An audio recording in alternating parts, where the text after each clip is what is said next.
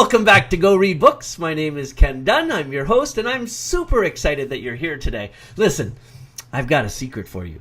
You know that I love the shows that create controversy.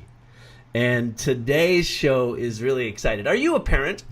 Are you somebody that's got a young person in school and you're looking to make sure that they get the absolute best environment in the world to grow and blossom and become amazing adults that contribute to society?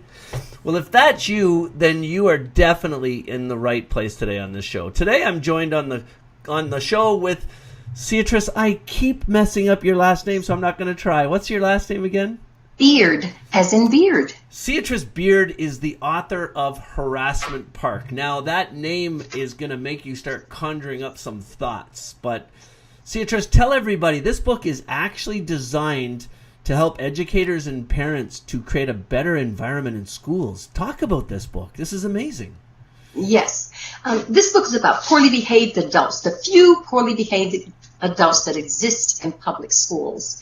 That cause numerous anomalies in the school environment. These anomalies, which are sometimes dangerous, I believe are the single most damaging entity to the education environment that deter children's learning wherever they exist. It is also about my observations of those adults. And I also highlight the greatness of most educators, because most educators are not in this category. There are very few people who fall in this category. And most of them, unfortunately, are educators, although there are others in the school environment that also have these issues. Well, Ceatrice, I'm going to bring in a topic to this conversation that's near and dear to my heart, and it's why I've invested all my money and all my life into GoRead.com, and why I've started a national charity called the Go Read Children's Literacy Fund. 18% of kids that graduate from high school are illiterate. And you get down into that key learning age, that 6-year-old, where the true love for reading is optimized. I have a feeling that if educators knew about the content of your book, the long tail effect would be more kids would become greater readers. I believe that's true. What happens is there are educators who are in these situations who don't even recognize what the situations are. So it's difficult for them to pinpoint what's going on around them. Although they know something is going on around them, they just are not able to pinpoint it. This will pinpoint those anomalies and allow people an opportunity to rid their schools of anomalies. It will teach people how to work with them and rid their schools of anomalies. Very interesting. So your book is actually, I was trying to figure out, did you write a book for kids? Did you write a book for parents? But you've actually written a book for teachers. This is for teachers, educators, everyone in the education arena, school districts, superintendents, teaching colleges and universities would be very interested in this. I have a feeling it's extremely important. I have a feeling though that, the thousands of readers that watch the Go Read Book show are parents. And I have a feeling that parents that are serious about their kids' education are going to want to pick up a copy of your book as well. Yes, they definitely need to know. Parents need to know. Okay, yes. Well, Ceatrice, listen. So I try to ask this to all of my guests. This is a very important question. The greatest books in the world are always remembered for one thing. It's called The One Thing. And my favorite example, you've probably seen the show and you probably already know what I'm about to ask you, but my favorite book is a book by Malcolm Gladwell. It's called Outliers. And it's a book that he wrote after a significant amount of research to see how top performers acted and how they got to be top performers, and was there anything that was transcended what they performed in? And essentially all of his research proved that anybody who succeeds at the top of anything, they do their thing, they practice their thing, they study their thing for more than 10,000 hours. That becomes the one thing. So what's the takeaway? What's the one thing that's more important than anything, that when your book becomes the international bestseller that it's going to be, and thousands of people have read it, and one person meets another person who's read it, they're going to say, I love that book, and what's that one thing they're going to talk most about? The one thing they're going to talk most about is the fact that anomalies do exist. And it's almost a triple factor, a triple takeaway. Anomalies do exist.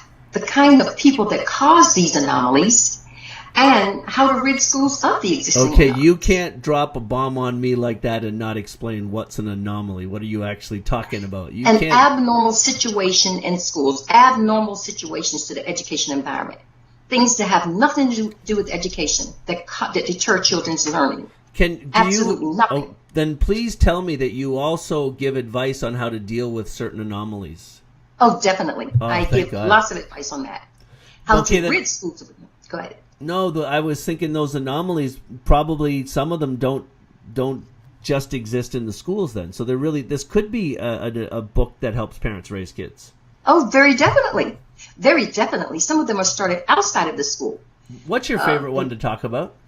Oh, my favorite one to talk about would be, this is about an educator telling students at the end of her class. She was a great science teacher. And at the end of her class, she would then tell the students about how they were not going to become anything. She doesn't know why they're even learning this and all of this, all the things that she just taught them. I don't even know why you're learning it.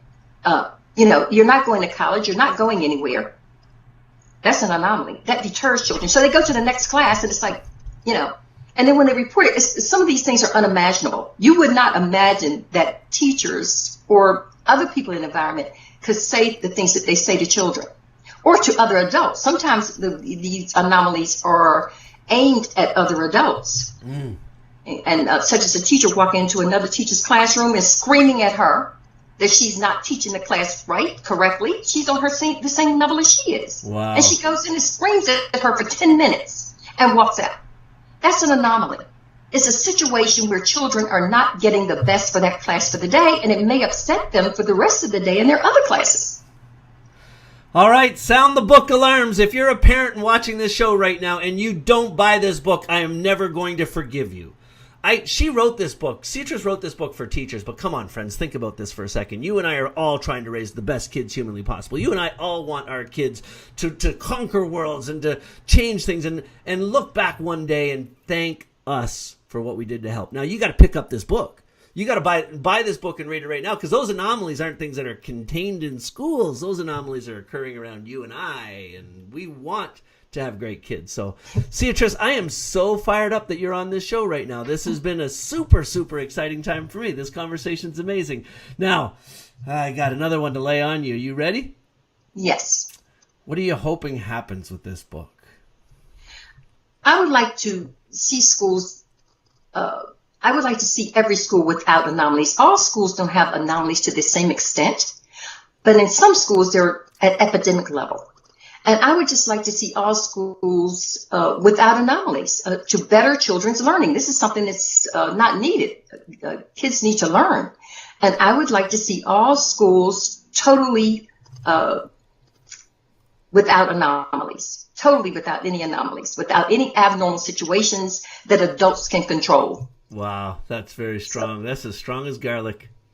And also, people should know that my background is that of a Master of Education. I have a Master's of Adult and Continuing Education. I have a principal certification. I've worked with adults and trained adults for a combination of 30 years. Wow. 20 of those years have been in high schools. And I have had an opportunity to really observe these situations, and some of them I can't even mention here. They really need to get the book to see them, to see what they're about, because some of these anomalies are quite dangerous. They're very dangerous. And the school district that I'm talking about is going to be shocked to find out that these things exist. Well, Ceatrice, I promised my viewers that I wouldn't go any longer than 10 minutes, and I could ask you 100 more questions, but I think we got the point across.